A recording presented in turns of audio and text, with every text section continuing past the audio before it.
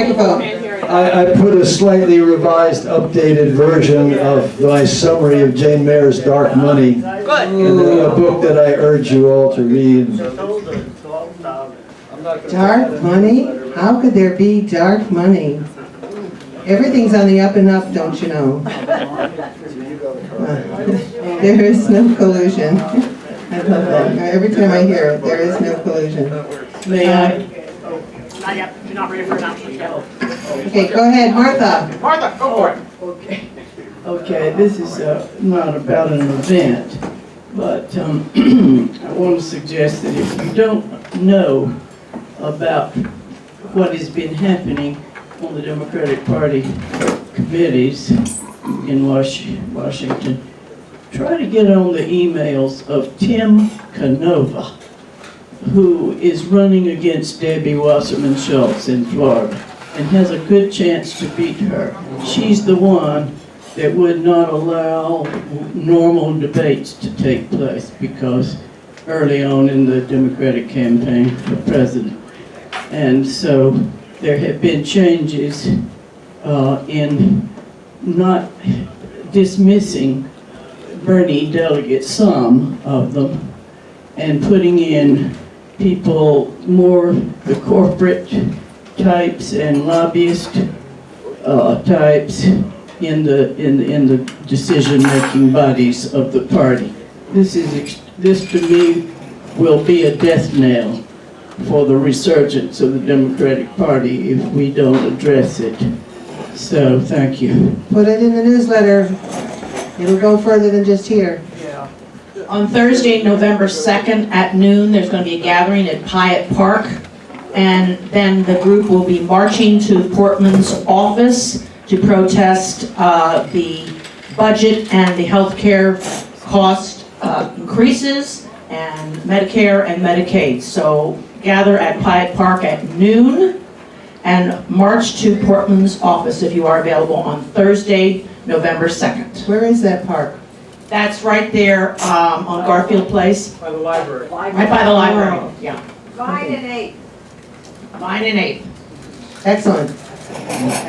And she's already written her card. I saw her give it to me. What's the time again? This Thursday, November 2nd. What time? Noon. Meet there at noon. Restrooms are out the back, just across the hall. I always get in trouble if I don't make that announcement. Let's see. I have an announcement. Announcements. Go for it. Issue number 2, this is just my personal Joseph, go ahead. opinion. I propose that everybody vote yes on issue number 2. Yes, yes, yes. I've been researching this, it seems like for weeks. I have an executive summary here. I just want to point out a couple things. It says, elected officials in Washington and the Ohio General Assembly have been unable to enact meaningful reforms to the drug prices. That's why we need this. The Ohio legislature and administrative agencies must step up to implement the act. The state can identify the majority of the drugs. They can determine how much the VA pays for the drugs. All the things you're hearing about voting no, it's lies. And one of the last things is about if this is passed, Big Pharma will fight it, and that's why there's money in there to fight it, and it has to be in there. So, anyway, I have some executive summaries and introductions, and if you want the full version, 18 pages, it's over on the bar. Thank you. My own announcements, belly up to our bar. We have a lot of information over there. Non-alcoholic and very good catering. We also have free t-shirts in the back. Free t-shirts are all extra large. I was going to give them to Goodwill, but I said, I'll pawn them off on you guys first. They're nice t-shirts, some of them I've never worn. Mill Creek, Cincinnati, they're all ecology things. So that's what I did. Mike, go ahead. Yeah, I just want to mention, in case anyone knew Ken Bordwell, he passed away the other day. He was a longtime activist, a Quaker, involved in a lot of things. I just heard last night, so I mentioned I know Martha Dilley. He was involved with Sister Alice in the Community Justice Peace Center or whatever. If there's anyone here who's interested in addiction, I just read a book that Etta Cooper recommended and it is fabulous about explaining brain chemistry and how infants are set up for addiction because of their not being taken care of well, or foster homes or whatever. It's a really fabulous book, so if you'd like to have a look at it, I got it at the library. Put a little note in the newsletter. Okay. Peter's right there. It's called In the Realm of Hungry Ghosts by Gabor Mate, M-A-T-E. And you can come over and look at it or something, or I'll pass it around. I don't think it's inappropriate to notice that. If you are new and you want a button, Yeah. Get a button. get a button, see me or see someone at the back table, or hand in your first and last name on your name tag, and I'll make sure you get a button. I'm pretty caught up. I'm really encouraged that a lot of you just leave them in the car. At least you have them. That's really good. I do want to mention that this past Friday was my brother Stanley, our videographer's back there. It was his 79th birthday. And I am celebrating here today with a cake for your dessert. And I will be cutting up cake for you to have at the end. And there's going to be big pieces today, folks, because there you go. We're going to eat up this cake. In the meantime, let's sing Happy Birthday to Stanley. You ready? Happy birthday to you. Happy birthday to you. Happy birthday, dear Stanley. Happy birthday to you. And many more. Birthdays, you want to keep them quiet for some reason. I don't know, but somehow people get wind of it. You know, it's like passing gas. We're going to put you through the paddle machine like we did when you were a kid. Any other announcements? Announcements. Okay, it looks like we're ready for Melissa. Let me tell you about Melissa. Melissa, we imported Melissa from Indiana. But 14 years ago, she came here, started knocking on doors. She's now the development director of Ohio Citizen, not plural, Citizen Action. Melissa has been working with this organization for 14 years. She got her start knocking on doors. She is really devoted to this concept, and there are papers on every table, and there are more over on our belly up to the bar area. So please feel free to, if you need more copies of what's there, feel free to get the stuff that's on your table. So without further ado, here we go. Melissa English. Thank you very much. I'm going to pull out my cell phone here so I can keep track of the time, because I know that you guys usually conclude at 1. So they say it's really important when you're speaking to a group to know your audience, and I can tell from the announcements I am among my people. Yay! Thank you for having me. It's my pleasure to be here with you. And just quick show of hands, who's already familiar with Ohio Citizen Action? I thought maybe, okay, keep your hand up if you're a member of Ohio Citizen Action. Thank you very much. I really appreciate that. I'm going to go through a little bit of information about who we are, but not a whole lot, considering how many hands I just saw. Spend a little bit more time talking about our current thrust and how you can help, should you be so inclined. So, Ohio Citizen Action organizes and mobilizes people to advocate for public interests. In person, by phone, and online, we engage people in actions that protect public health, improve environmental quality, and benefit consumers. Yay. Our campaigns connect Ohioans and build a movement to protect democracy and create a sustainable future. That is our mission statement. We worked on it long and hard to jam in all those things that are really important and that we do pretty consistently. Over our 42-year lifespan, we've worked on a wide variety of issues, many, many, many things, from single-payer healthcare. Can I get a holla for single-payer healthcare? Yeah. Worked on that. Worked on getting organic produce in grocery stores throughout Ohio. Worked on chemical right-to-know laws back in the 80s. Worked on all kinds of stuff. But lately, we have been very, very focused on one area because it so impacts many, many, many of the things that we care about. Before I get into that, though, I do want to talk about what makes us different, because there are a lot of great environmental groups out there. I'm sure some of you are members of them, just as I am. But there are a few things that make Ohio Citizen Action different. Number one, we don't have lawyers or full-time lobbyists working with us. I mean, I'm a registered lobbyist. I do my part. But we don't have people who actually stalk the halls of government in Columbus, working to promote our points of view. We specialize instead in grassroots organizing. That is where you will find us, at your door, at your door, at your door, at your door. That is where our strength lies. Last year, our canvassers knocked on 225,000 doors in Ohio. We made 50,000 phone calls to people. We collected 52,000 signatures of support for our campaigns. We directly connected 3,200 people to decision makers via patch-through calls. And we delivered 52,000 personal letters and children's drawings to decision makers on our issues, just last year. Another thing that distinguishes us is we don't weigh in on everything. We don't sign every single, letter that comes across, will you sign on to this letter? Will you do this thing? Will you do that thing? What do you think about this issue or that issue?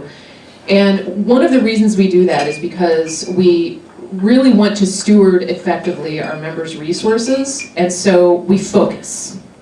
We focus on the things that we can make the greatest impact. And again, we don't have lawyers and lobbyists, so there's only a certain impact that grassroots organizing can have on any given issue. We work on the ones where what we do can have the greatest impact. So we're very, very focused, and we don't weigh in on everything. We pick battles large enough to matter and small enough to win.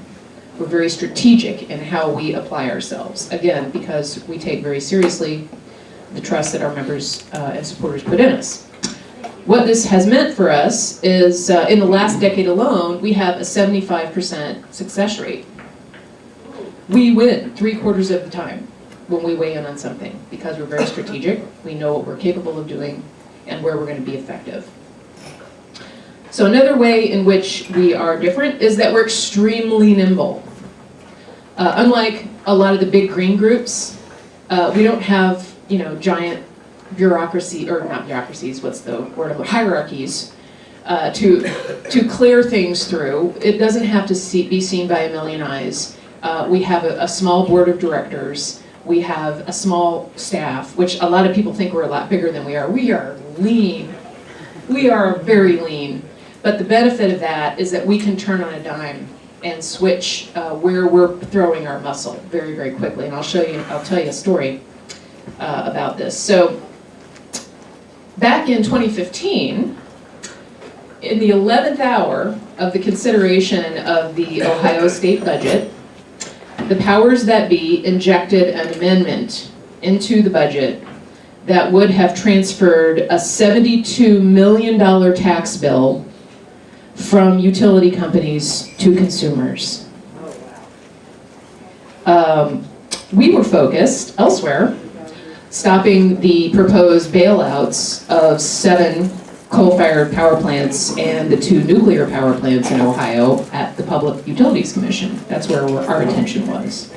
But our allies, who do work in the halls of government, alerted us to this.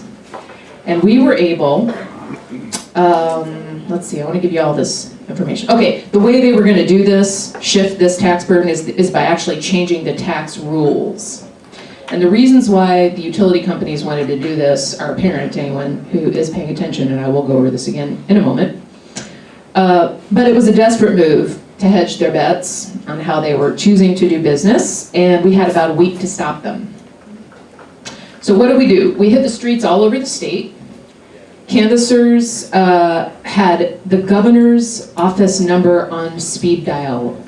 on their phone. And when they knocked on the door and they did their regular spiel and they asked you for money, after all that was done, they said, okay, one more very important reason I'm here tonight is to get you to call the governor and get him to veto this budget amendment that would have us paying $72 million more that the utilities should be paying. Here's what you can say, here's the basics, go to it. And in 5 days, we got over 500 phone calls into the governor's office about this one little budget amendment that was meant to just squeak right through because it was introduced at the last minute. And when the governor vetoed the amendment, he used our language precisely. Our messaging was reflected in his veto, and our messaging was, this is such an expensive proposal and it deserves more study. It belongs in the Special Tax Policy Committee, not the budget. And that is what he said. And that is what we're able to do really, really quickly, thanks to members like you guys. Thank you. Thank you. So, current campaigns. All right. So, we've been focused very, very much since 2007 on energy issues. Energy impacts the environmental side of our work and the consumer side of our work. It's about jobs in the economy. It's about kids with asthma. It's about enjoying our natural resources like Lake Erie and the Ohio River. It so encompasses so many of the fights that we're seeing at the state level, certainly, but also nationally. So right now, we are fighting a two-front war at the legislature and at the Public Utilities Commission. One of the bills that we're opposing is House Bill 114. So I want to make sure I'm not going over here. Okay, so I'm going to tell you a short version of this very long story. So back in 2008, the Ohio legislature passed and the governor signed renewable energy portfolio standards and energy efficiency standards for our state. They were extremely modest, because this is Ohio, people. So they were extremely modest, but they passed. Both parties generally supported it. The governor at that time approved it. When they were implemented from 2009 until 2014, they sparked great wind development. They sparked great green jobs development. They saved consumers $1 billion with a B dollars on our electricity bills. Yeah. Seemed like they were working out great, except for the utility companies. The way these standards were set up, there were benchmarks, investments, mandatory investments that the utility companies were required to make over time, moving toward that eventual very modest standard in the year 2025. Well, 2014 was the first year that those benchmarks were really kicking into gear big time. So all of this great stuff that had happened with very little investment on the part of the utilities. But they were flipping out that they were losing money on their coal and nuclear plants. Natural gas was eating their lunch and was going to do so for the foreseeable future. Usage was down, so they were making less money off of how much energy we were using, because energy efficiency was actually kicking in at the consumer level. And so that is what was behind the attempt to repeal the renewable energy standards in 2013. That attempt failed. So they came back in 2014 and they proposed a 2-year freeze, which they got passed. Now, in between times, Governor Kasich was starting to feel a little bit different about the all-the-above energy plan. You know, maybe we should be looking more at renewables. Maybe we should not be trying to prop up the coal and nuclear industry quite so much. So he was open to letting these standards snap back into place at the end of 2016. And the legislature kept trying to introduce bills to extend the freeze. And he kept saying, if you do that, I will veto it. And they kept doing it anyway. And actually, at the end of last year, there was a bill to extend the freeze that was passed, and the governor vetoed it. So, and he did that with a lot of cover from groups like ours that got, you know, thousands and tens of thousands of signatures and phone calls and all of that into his office. So that's where we were in January. So in March, just 2 months later, House Bill 114 was introduced. It's not a freeze, it's not a repeal, It's worse in a way than a freeze though, because it makes the investments that the utilities have to make voluntary. So hands up, who voluntarily pays their taxes every year?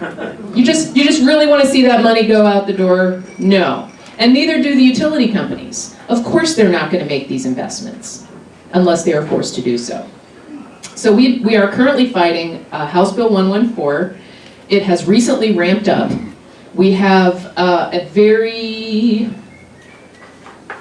short list of very important people to contact about this. And that is what is on this green sheet of paper that y'all see on your tables. These are the people we're targeting for phone calls, like today, like this week. You don't all have it. Yeah, they're not all. They're what? There's just a couple at each table. Oh yeah, I have more. I was told to just leave a packet of one each of everything that I brought on the tables. I didn't. Oh, no, I didn't brought them up here, but I have them, and I will give them to you, no worries. So that's one thing that we're working on, big focus, House Bill 114, boo hiss. Another bill that we're fighting at the legislature, and I know Joe knows a lot about this one, is House Bill 239. This bill, now there are two plants, one at Kyger Creek on the Ohio River, and one in Clifty Creek in Indiana, both on the Ohio River actually, that were built in the 50s. So they're grandfathered into the Clean Air Act already, yay. And they were originally built to supply power to the Piketon uranium processing facility in Portsmouth. That facility was shut down in 2000 and is now undergoing cleanup. So its original purpose no longer applies to this plant's reason for being. And then of course you have the general reason why Ohio coal plants are closing, which is that they're not profitable and that the demand has decreased in Ohio ever since its manufacturing peak around when these plants were built. So they really are not needed.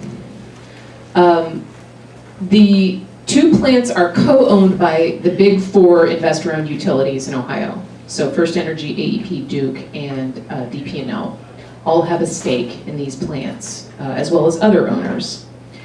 And they attempted to get a bailout for these coal plants back in 2015, which failed. They did not get their bailout at the PUCO. So what do you do when mom says no? Go to dad. That's right. So they took this thing to the legislature, and it's now enshrined in House Bill 239. The OVEC plants need a bailout, and we don't think they deserve it, and we're fighting it. So that's the scoop there. Which of these handouts pertains to that bill? You know what, I forgot to bring that one. Uh-oh. I forgot to bring that one, I'm sorry, but it's on our website, which I encourage you guys to visit. You guys are the information people, right? You like to dig into the details, I can tell. You're gonna love our website if you haven't been there in a long time, because it's got tons of information. I mean, you can read the bills if you want to get into the weeds that far. You can read the bills, you can see the voting records, you can do all that stuff. But I apologize for not bringing that. Then that's actually not our big priority right now anyway. We got to stay focused, right? So House Bill 114 is the big thing. The other big thing is fixed rate hikes. So you may have been hearing a little bit about this. Now again, the utility companies make money off of you two ways. One, by how much energy you use. That's a usage fee. The other is the fixed customer charge, which is a delivery fee. Ohio is a partially deregulated state, meaning that you can contract with different energy suppliers, but you're always going to pay your bill to Duke, because they're the ones that maintain the lines, and they're the ones that do the billing, and that's who your power company is basically in terms of delivery. So all of the utilities have proposed these fixed rate increases.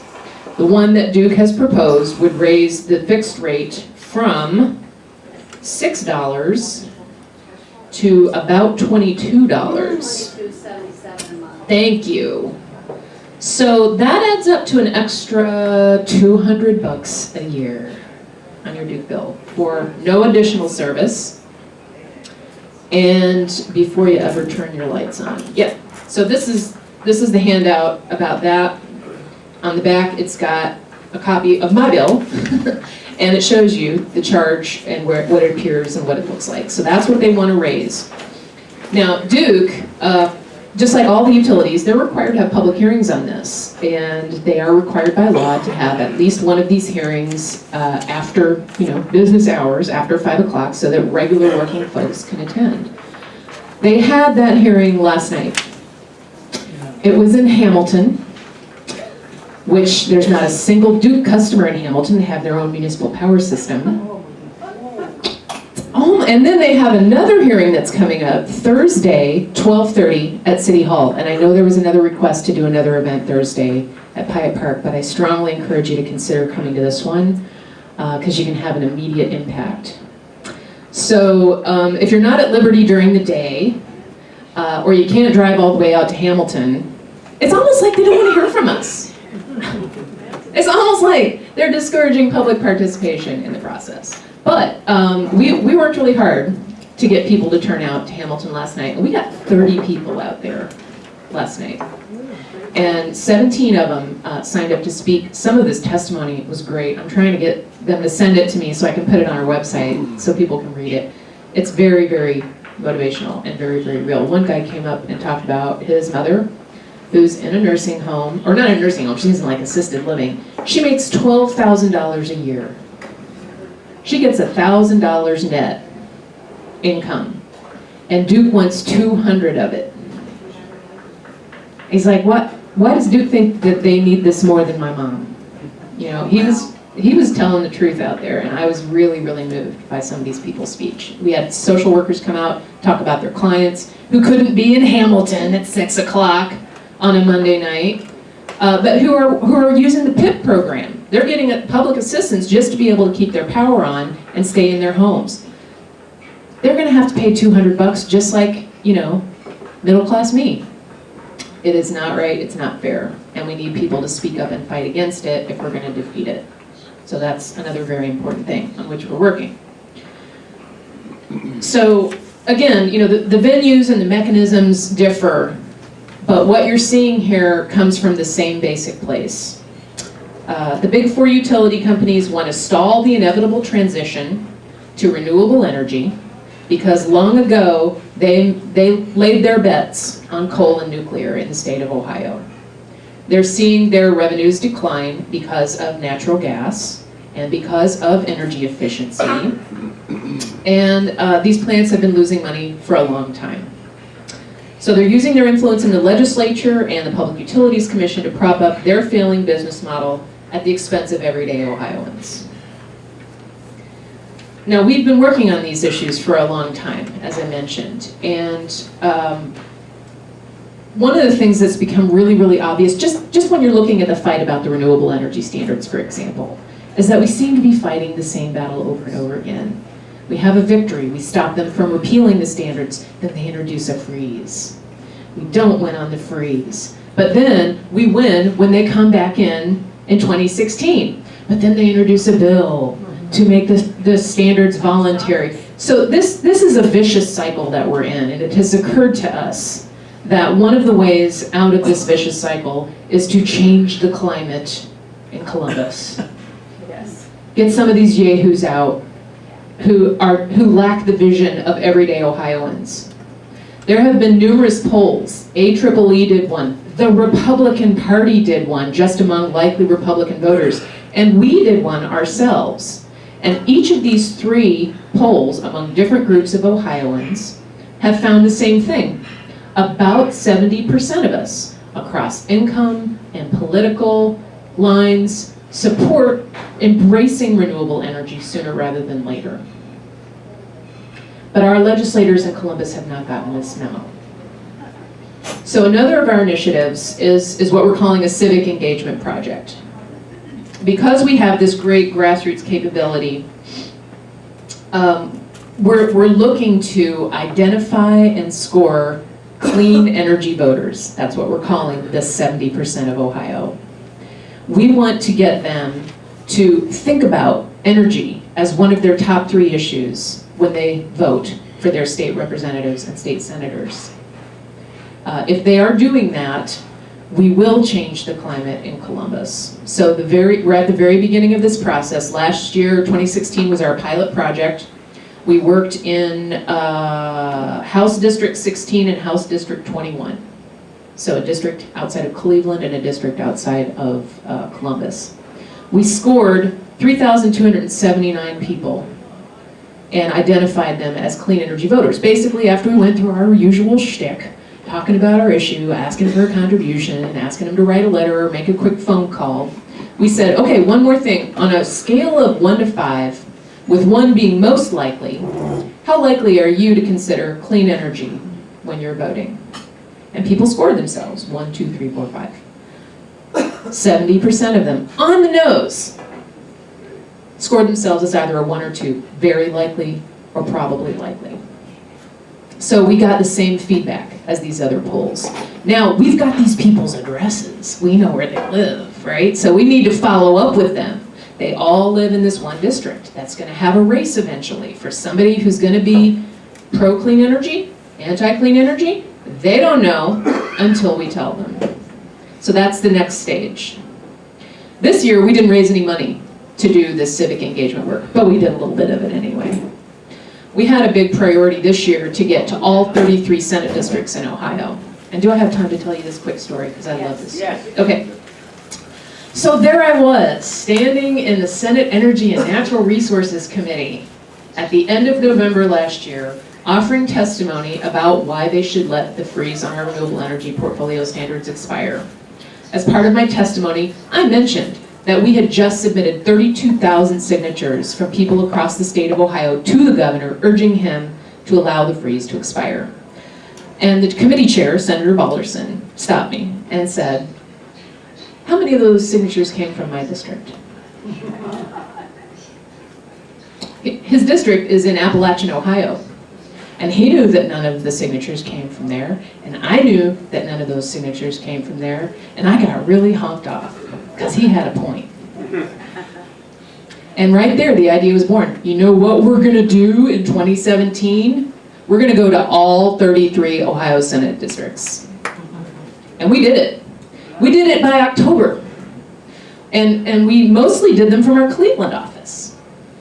They would drive all the way down Athens and Marietta and Zanesville and all these little towns that we normally don't get to because they're not very big. And we considered it prudent use of our members' resources to stay in the major population centers where we, you know what, not this year. Not this year. Yes, things have changed. So we were already going to all these Senate districts anyway. We're like, you know what, just on the ones by Columbus, let's do the voter ID and scoring stuff. So we did. This year, we did 568 people this year, so not as many. And it was in Senate districts around Columbus. So we're raising money now for a small pilot project to do some follow-up with people and also to present accountability information. So in addition to scoring people and just finding out where they are on the spectrum, we want to let them know. So your legislator is Troy Balderson. He is the Senate Energy and Natural Resources Committee Chair. He voted wrong on Senate Bill 310. He voted wrong on Senate Bill 155, and he voted wrong on House Bill 114. So he took this much money from the utility industry. He took that much money from the fossil fuel industry. Knowing what you know about your representative, how likely are you to consider clean energy when voting? This is what we want to do. We want to do a small pilot project early next year so that we can do a larger project in 2018. And you know where this is all headed, people? 2020. We want to get our collective plans together and get some good data and find some best practices so that when 2020 happens, we are ready. We are ready. So those are our priority issues. House Bill 114, fixed rate fights, a little bit OVAC, the 2 plants I mentioned, and civic engagement. So how can you help today? Well, I already told you. No big surprise. Make these calls, please.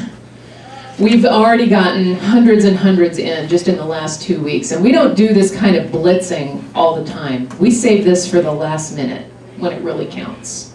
So we're doing this blitz on House Bill 114. We're asking people to show up at the rate hearing in Cincinnati on Thursday. And this yellow handout, which I also have more, has more information about the fixed rate fights, all the numbers for Duke, why it's a bad idea, how it affects consumers. If anybody can come and speak, please do. We want to get at least 20 people offering testimony. You know, we had 17 in Hamilton, so certainly Cincinnati can do better than Hamilton. But if we do that, I think we will have done a good job, and we will have been successful in turning people out. So, yes. So, hold up, Ellen. Uh-oh.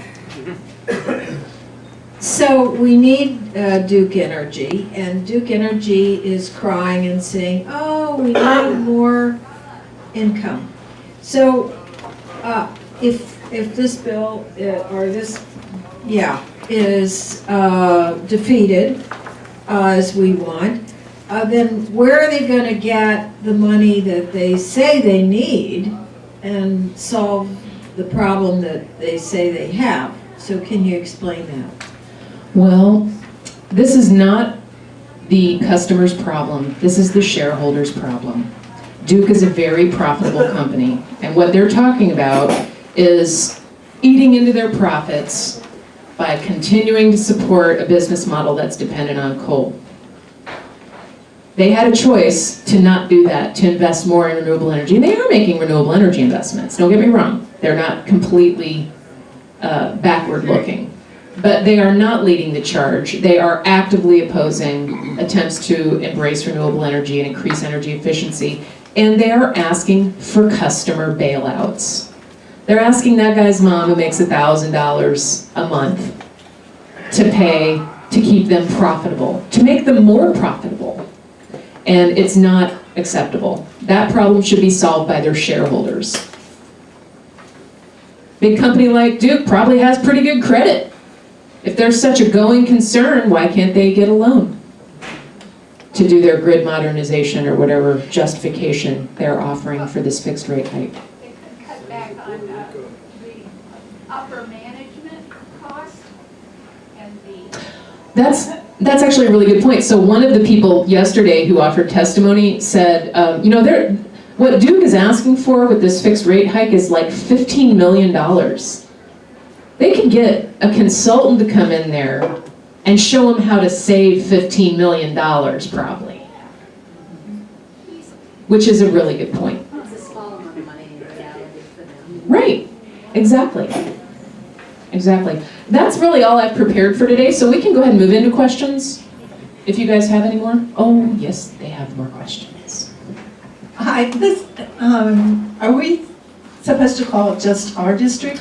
No, please call all of them. Yeah. I mean, if your senator sits on one of these key committees, obviously, for sure call them. But, you know, these people, they sit on a committee. They have more responsibility than just to their constituents.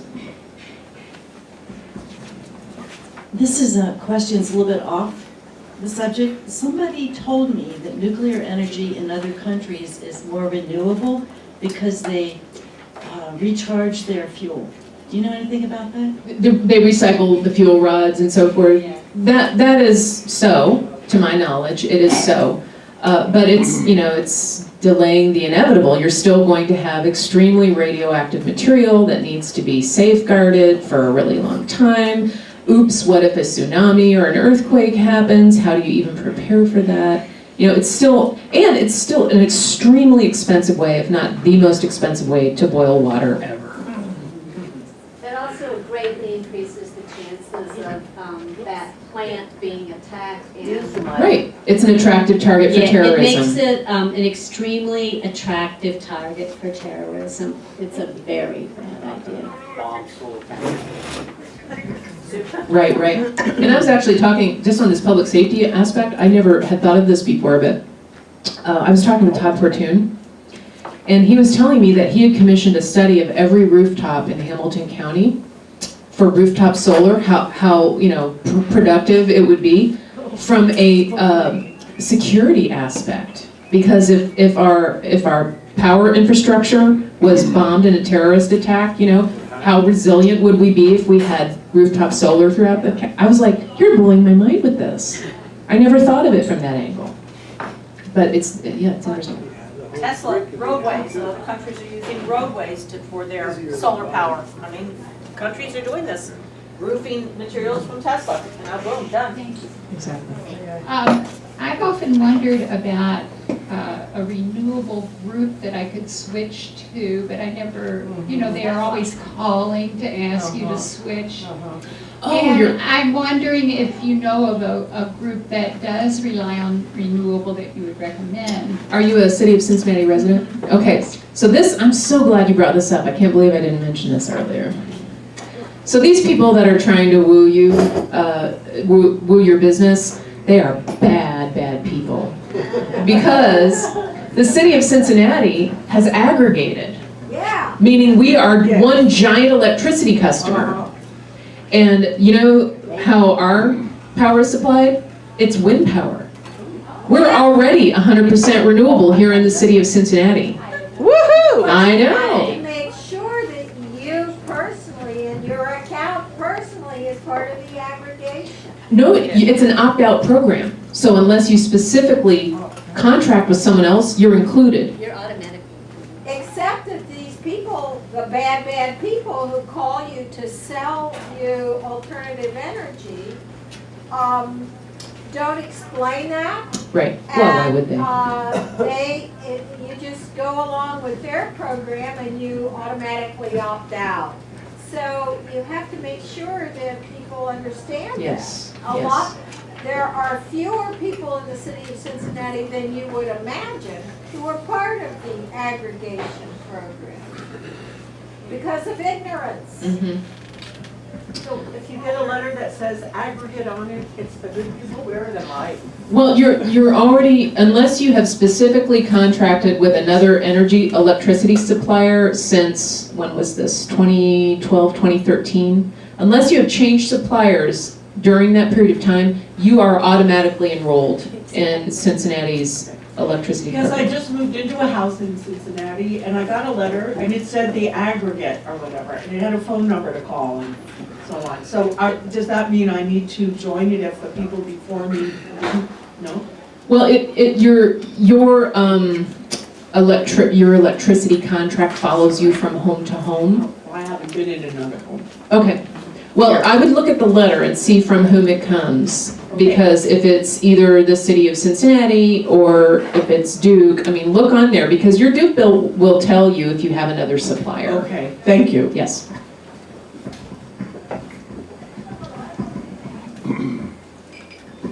Missed what your role or position is in the group. Well, officially, I am the development director, which means my job is to raise money, but I have many other duties as assigned. Okay.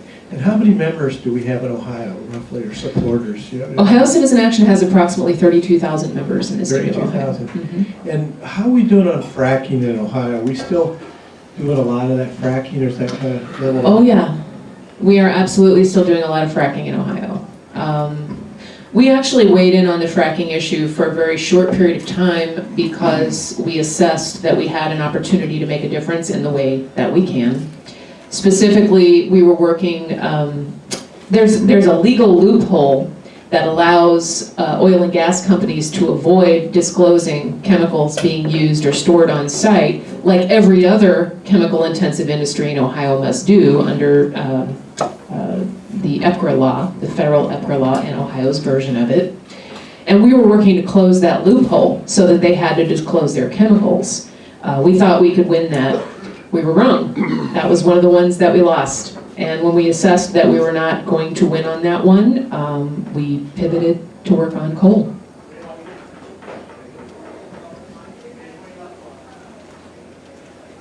We have a question over here.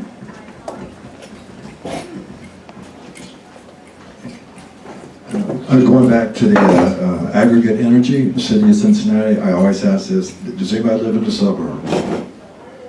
Okay. What? I live in the suburbs. I live in Springdale, where we have aggregate clean energy. And I had a conversation, just a very informal conversation that was with Michael Forrester with the City of Cincinnati Department of environment sustainability. Yeah, he's great. And we just had a very informal conversation. When the next set of contracts come up for the suburbs, we're sort of thinking of piggybacking on the city of Cincinnati and sort of consolidating that. And that'll be maybe a couple of years down the road, but we are trying to expand that to the suburbs. Some other communities do have it too. Yeah, I think Coleraine has it, and there's maybe 3 or 4, but we really want to expand that to all the suburbs. Couple other questions. Trying to tidy up my mess here so you all can get what you want. What was Duke Energy's rationale for a 200% increase in their fixed rate? Grid modernization. Grid modernization, so smart meters, installing more smart meters, doing other infrastructure improvements, which, you know, again, shareholders. Yeah. I have a question. I'm planning on attending that meeting this Thursday at noon. And I can understand very easily the type of statements and presentations that people that are coming from a lower income situation can make. I would like to know from you some strategies for people. I am not. I'm coming from a middle income, and that I couldn't present those types of arguments. So what are some good arguments for people that are coming from middle or above incomes of why they are opposed to this? Good question. The answer is efficiency investments.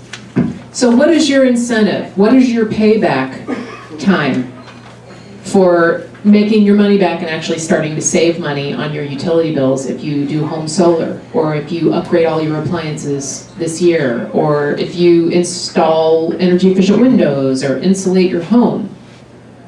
Why, you know, it's a disincentive for you to make those investments.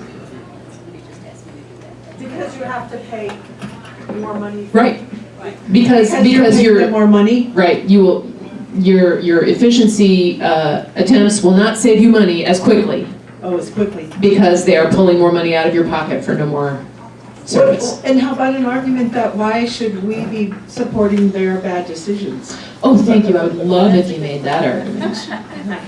Because that's the man behind the curtain. Yeah. You know, that's what's behind all of this. The bailouts, the bills in the legislature. They invested poorly, and now they're paying.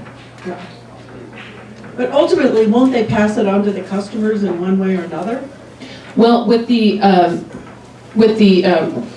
renewable energy standards, they're required to make investments that are going to improve our energy efficiency. So that's where we get ours back, is if there is a law that requires them to look at the consumer. Okay.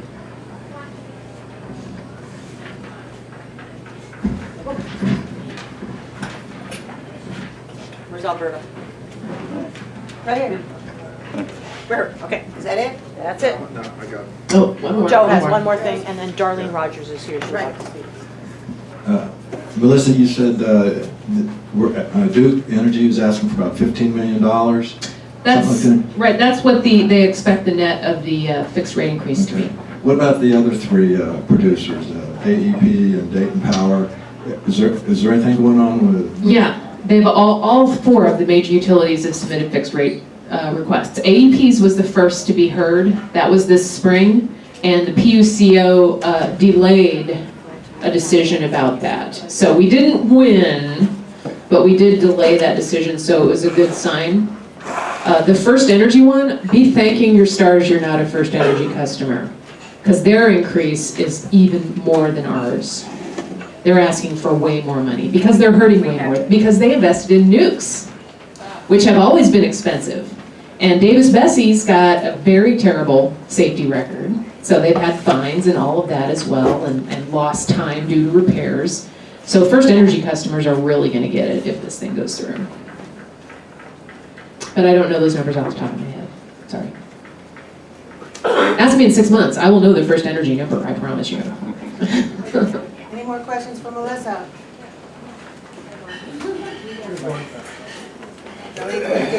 Turn off her microphone. We gotta get it back to her. Hi, and thanks for coming to talk with us. I think a number of years ago, I mean, we're talking probably close to 10, I think there was an action with your organization about Rumpke and the landfill, and I wondered if you could give us an update on where that is, because at that time, we were getting trash from New York sent to Rumpke, which is, you know, very, very close. So I'm just curious if you could give us an Well, Rumpke is another one of those campaigns that we had to suspend without winning, unfortunately. That was a good neighbor campaign, so the good neighbor campaigns are meant to happen outside of the regulatory and the legislative and the judicial venues. It was an attempt to get them to invest in zero waste recycling programs in the county at least, and by doing so, negate the need to double the dump. We didn't do that, unfortunately. We finally got to the point where we were sitting down with company management, and I looked Jeff Rumpke in the eye and I realized that he considered our campaign an existential threat. If they did not double the dump, they would just die as a company. I mean, he was really looking at it like that. So their expansion request is still pending. There's actually a hearing on November 13th at Fernald. So there's some more irony and some more like they really don't want to hear from us. They've had every other public hearing about the dump in Coleraine Township at the senior center. This one's at Fernald.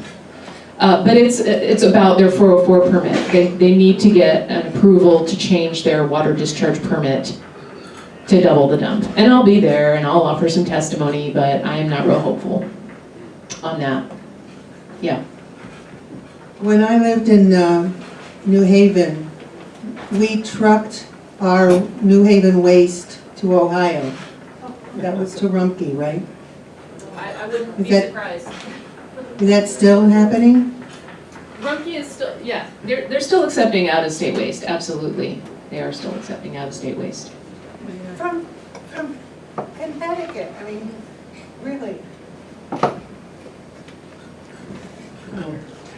We got wide open states. I just, Nobody lives in Ohio. has there ever been an effort by a group like yours to change the recycling program or to address the fact that what we are putting in our recycle bins is almost entirely junk mail? Yes, actually, when we were working on this campaign I referenced, we were promoting a zero waste system. If we did a better job, most of what goes into our landfill right now is paper, as you point out, and food waste. If we even address those two things, we could reduce the need to landfill anything at all. And other cities and other states and other countries are doing a much better job. It's not like we would have to reinvent the wheel. But one of the main obstacles, and I learned this through the course of the campaign after talking with Rumpke, is that we're not on a coast. So the buyers for recycled raw material to remanufacture it or recycle it are in China, most of them. And so the way that the market works, it's too expensive for us to get our raw material to people who want to use it.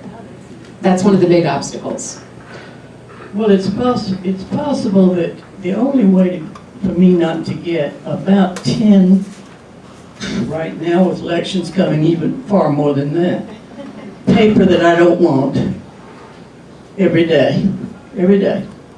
The only way to get at that, I guess, would be through the Postal Service, not letting them send us this mail for half a penny, the corporations. They want that mail. The post office needs to stay in business. Well, I know this is they're just delivering corporate advertisements. We're doing our letters on email, and so, I mean, I don't know what I realize the postal workers, I sometimes talk to my mailman a little bit about this. I said, I don't want your stuff. And he doesn't like to hear that, you know. Well, I can see we're getting right up on the time when I need to stop, but I want to thank you all for your excellent questions and for your invitation. It's been really great talking with you. Thank you so much.